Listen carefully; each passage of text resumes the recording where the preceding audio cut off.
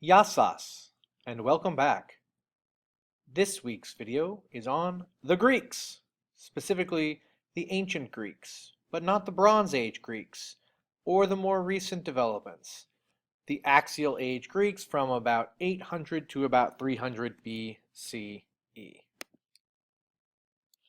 As we discussed before, after the collapse of the Bronze Age, ancient Greece enters a period that is commonly known as the Dark Ages. The poems of the Trojan War, the Iliad and the Odyssey are composed and ultimately written down during this period, and they harken back to this earlier golden age. Not literally golden, because the tools and the implements were made of bronze, but a golden age metaphorically, a time of heroes and gods and action and amazing adventures, which they now see themselves as being lesser than. We acknowledge this modern or more modern time as a golden age. They themselves viewed it as being less than or not as good as the earlier golden age during the Bronze period. After the collapse of the Bronze Age, as I said, there's a period commonly known as the Dark Age of ancient Greece, from about 1100 to about 800 or 700 BCE.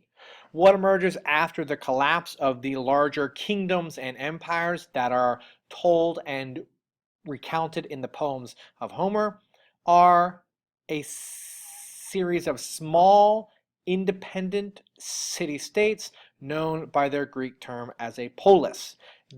Basically, quite simply, this is a city acting as a state. It controls the town itself and perhaps the neighboring fields or small agricultural regions around that town or city. The heart of each polis, independent city-state, was the agora, or the town square or marketplace, shown here at the bottom. People would come and gather to hear news, to trade, to buy, to meet, and to gather.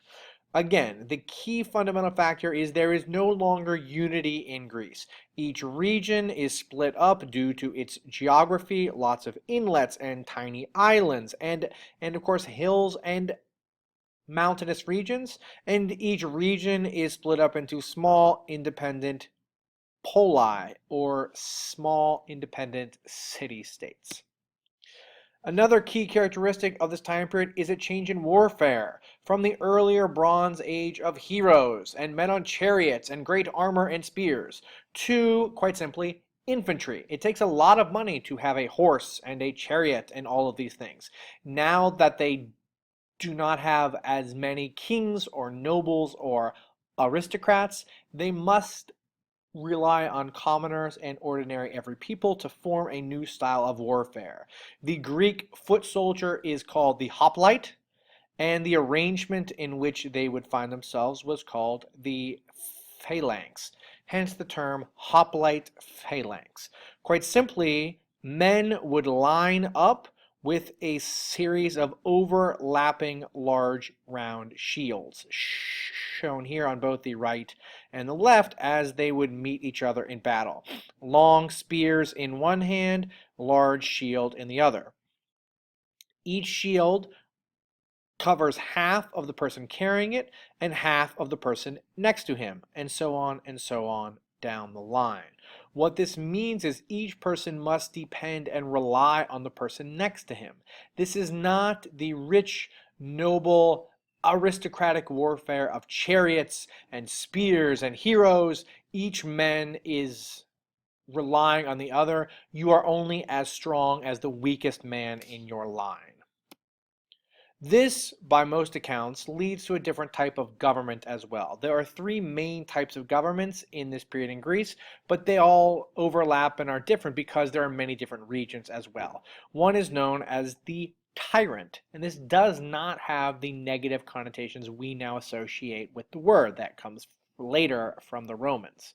In ancient Greece, a tyrant was one ruler, but they were usually chosen by popular acclamation. In a time of strife or turmoil, a tyrant would come to power, pass laws, ensure the public security and public safety, perhaps even lead the army, but then often would step back and allow the power to go back to larger groups. Another type of government that emerges is an oligarchy. This is a government of a few or a small group, usually wealthy, powerful people. And of course, emerging an event invented in Greece in this time period is democracy, which literally translates as government by the people, or the demos.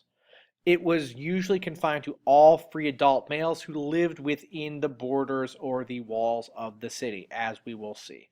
But again, many different places, many different locations, many different types of government.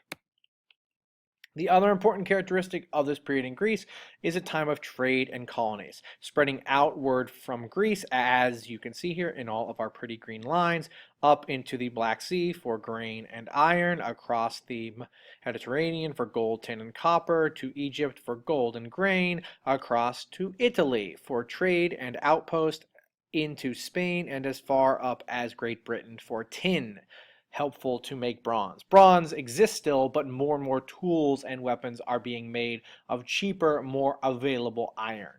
Incidentally, as they trade, they also start new trading ports and towns and colonies at stops along the way.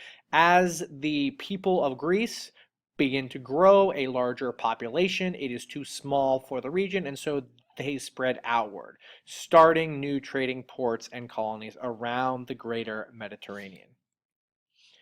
There are, as I've been trying to emphasize, many different places and towns and city-states and empires and governments are always crazy different things. So why do we always talk about Athens and Sparta? Why, when there's this entire region, do we solely focus on these two city-states? I'm glad I asked this rhetorical question, because now I will answer it.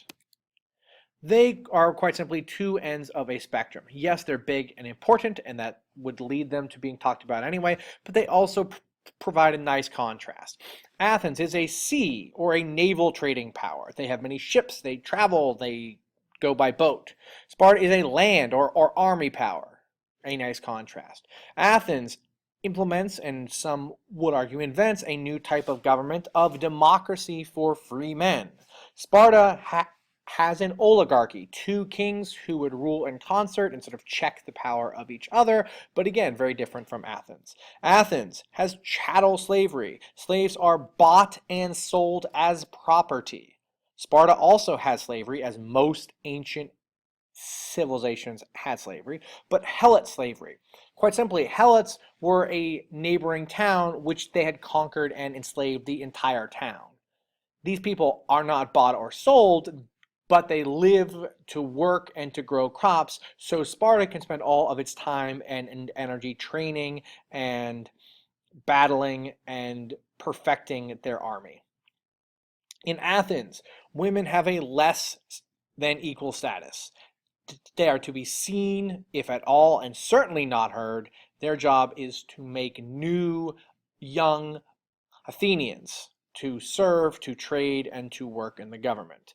In Sparta, women were generally equal, or certainly more equal than they were in Athens. They were trained, they could speak up at meetings, they had authority, and they were viewed as crucially important to the survival of the civilization. Athens is principally based on trade and money as its economy. Sparta, as I said, is agriculture, principally based on slavery, and has no coins and no money whatsoever. So they provide a good contrast. In addition, they serve a leading historical role as well, principally in their being united against Persia from 490 to 480 BCE. Persia, as you can see over here, a large multicultural empire, gets annoyed with these Greeks on their edge and on their coast, invades, comes down, and is halted and stopped at the Battle of Marathon in 490 BCE. The son of the ruler of Persia comes back 10 years later as the new king of kings. He is briefly halted at the Battle of Thermopylae, and then is ultimately finally defeated by the combined efforts of both Athens and Sparta. And this ushers in a new golden age for classical Greece, principally led by Athens. Shown here on the left, a view of the Parthenon, the great temple to Athena, on the top of the Acropolis, or the High Polis, the high point in the middle of the ancient city. Here's Athens on the map, and you can see it begins to expand its influence around the region through alliances and through trade. Sparta, unsurprisingly, doesn't like boats or water and turns inward, has its allies and alliances, but this golden age is led principally by increasingly democratic Athens. Much like in the Warring States period in China, this competition of Athens and Sparta against Persia, and increasingly Athens and Sparta against each other, spurs new ideas. New ideas in art, in pottery, in decoration, in sculpture, more realistic and accurate depictions of the human form. New ideas in learning. The Greek mathematician Pythagoras comes up with his Pythagorean theorem in this period. Euclid invents Euclidean geometry, and Democritus begins to posit a theory that all matter is composed of small, individual little pieces that we come to know as atoms. Also, the invention of modern theater and amphitheater and plays and drama, and people not just giving speeches or poetry, but performing parts, having dialogue and scenes and acting, and all of the ways we think of theater and eventually movies and television are invented in this time in Athens, led by one of their most famous playwrights, Sophocles. Unfortunately, this brief golden period comes to an end by the 400s BCE with the Peloponnesian War. Quite simply, Athens has gotten larger and more powerful here in red, and Sparta and its allies in blue go to war to prevent and stop the expansion and the growth of a burgeoning Athenian empire. There are many wars and stages. There is plague and death and disease in Athens. There is an ill-fated expedition to a Greek colony off the coast of Italy. And ultimately, Sparta turns to the aid of Persia. They say, hey, Persia, we hate Athens and you hate Athens. Why don't you lend us your navy, since we're Sparta and don't have a navy, and we'll team up and crush Athens, which they do. After the end of the Peloponnesian War, this ushers in a period of reflection and some of the most important developments of the ancient Greeks, specifically in philosophy. One foot soldier in the Peloponnesian War was arguably the first modern philosopher, shown here on the left, Socrates, who is known as being a gadfly, constantly questioning people as to why they are doing this or that, bothering and pestering them. He's also known to have been particularly ugly. His questioning and challenging is no longer welcome after the loss in the Peloponnesian War, and he is put on trial for treason to Athens and its new government appointed by Sparta. He is found guilty. He agrees to abide by the decision of the jury. He has a great feast and party and drinks hemlock to kill himself in accordance with the ruling of the jury. His student was Plato, shown here in the middle, who is known as the father of all philosophy. He comes to hate the idea of a jury of one's peers and to despise the idea of democracy because that led to the death of his teacher. And he has ideas about how the world really is and how it is viewed, and these are not the same thing. And his student comes to be Aristotle, shown here on the right, who has ideas about science and biology and to understand how the world works and operates. He is incredibly important for most modern fields of thinking, even when he was wrong, and his student will be an important person coming up in our next unit as well, Alexander the Great. Thus ends the golden age of classical Greece. Thank you and goodbye.